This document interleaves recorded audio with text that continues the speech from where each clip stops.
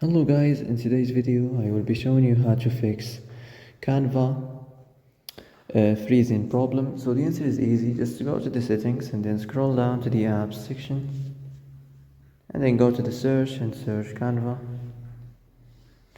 and then go to the storage, and here you will find this clear cache option. Click on it.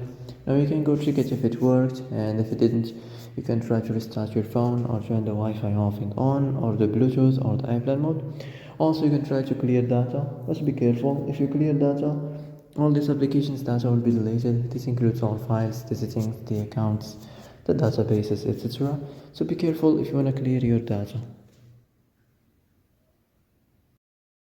And that's it for today's video. I hope this is the answer you've been looking for. If you like this video, don't forget to like and subscribe, and see you in the next video.